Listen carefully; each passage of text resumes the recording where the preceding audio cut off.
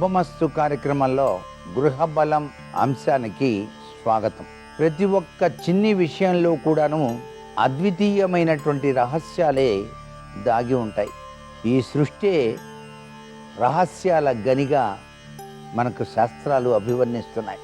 ఈ సృష్టిలో దొరికేటువంటి ప్రతి వస్తువు వెనకాల అద్వితీయమైనటువంటి ప్రభావాలు దాగి ఉంటాయి.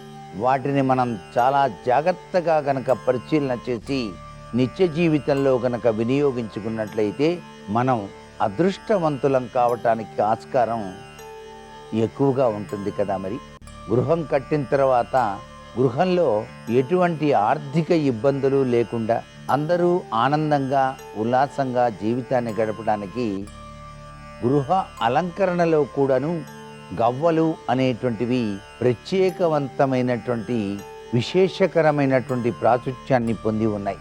వాటిని మనం లక్ష్మీకారక గవ్వలుగా కూడా చెప్తాం. ఈ లక్ష్మీకారక గవ్వలు కూడాను సముద్రం నుంచే వచ్చాయి. ఆ తల్లి సముద్రతనయ, లక్ష్మీ స్వరూపం. అందుచేత ఆ తల్లి ప్రసాదించే ప్రతి ఒక్క వస్తువులోనూ కూడా ఆమె యొక్క అంతర్లీనమైనటువంటి శక్తి దాగి ఉంటుంది కదా. అందుకనే గవ్వలు సముద్రంలో ఉద్భవిస్తాయి కాబట్టి సాగర సంబంధిత వస్తువులన్నీ కూడాను లక్ష్మీదేవి యొక్క పూజల్లో మనం వినియోగిస్తూనే ఉన్నాం నేటికి కూడా.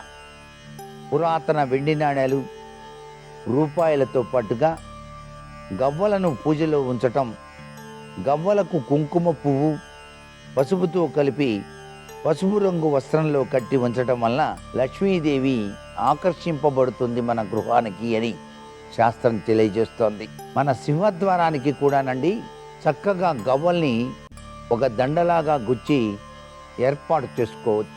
ఆ గవ్వల యొక్క ప్రభావం మనకు అంతర్లీనమైనటువంటి శక్తితత్వాన్ని గృహానికి ప్రసరింపచేస్తుంది అని చెప్పేసి, అందుకే డబ్బు దాచేటువంటి పెట్టెలోను, అల్మారాలోను, లాకర్లలోను విలువైన వస్తువులతో పాటు గవ్వలు కూడా ఉంచేటువంటి సాంప్రదాయం ఉంది.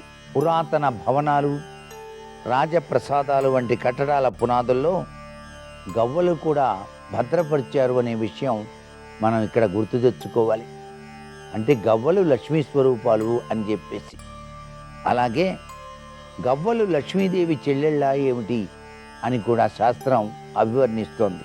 అందుకనే మనం ముఖ్యమైనటువంటి పర్వదినాల్లో కూడాను గలగల అనేటువంటి శబ్దం రావాలి అని చెప్పేసి గవ్వల్ని ఇలా ఇలా అని ఆ యొక్క పూజా మందిరంలో ఉంచుతాం. అలా ఉంచినట్లయితే గల్లు గల్లు అంటూ లక్ష్మీదేవి మన ఇంట్లోకి ప్రవేశిస్తుంది అని చెప్పేసి శాస్త్రం.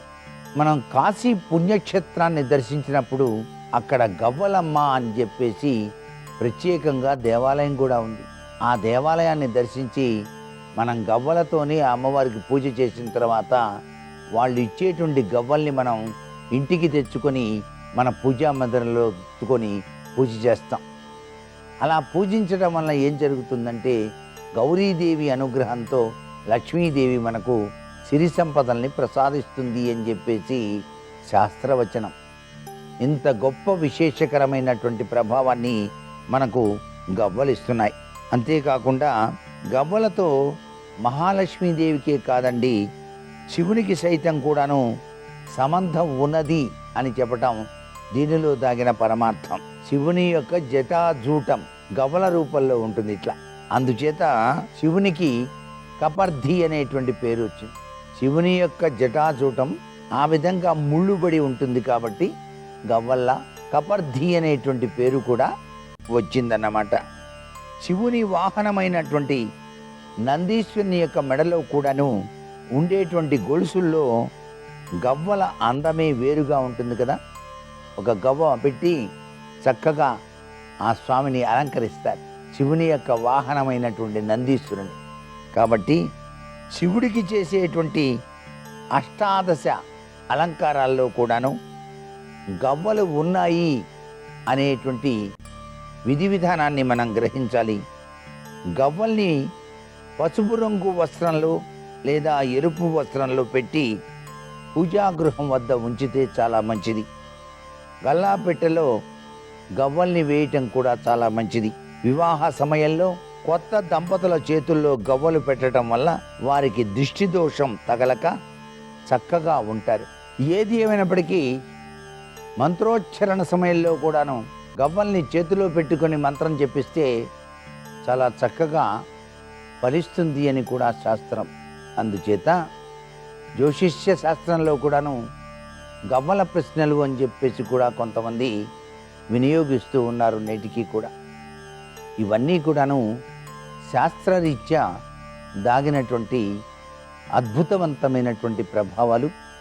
మన గృహబల రీత్యా కూడాను గవ్వలకి ఇంత అద్వితీయమైనటువంటి ప్రభావం ఉంది కాబట్టి మనం అనేక రంగాల్లో అభివృద్ధిని సాధించడానికి ఈ గవ్వలు ఎంతగానో ఉపయోగపడుతున్నాయి అనేటువంటి విషయాన్ని మనం గ్రహించి ప్రతి ఇంట్లో కూడాను లక్ష్మీ గవ్వలు అనేటువంటివి పూజా మందిరంలో ఏర్పాటు చేసుకోవటం శతవిధాలా కూడాను చాలా మంచిది అని చెప్పేసి వాస్తుశాస్త్రరీత్యా గ్రహించాలి. మరికొన్ని ముఖ్య విషయాలు రేపటి శుభమస్తు కార్యక్రమంలోని గృహబలంలో తెలుసుకుందామా? మరి సర్వే జనా సుఖినో భవంతు.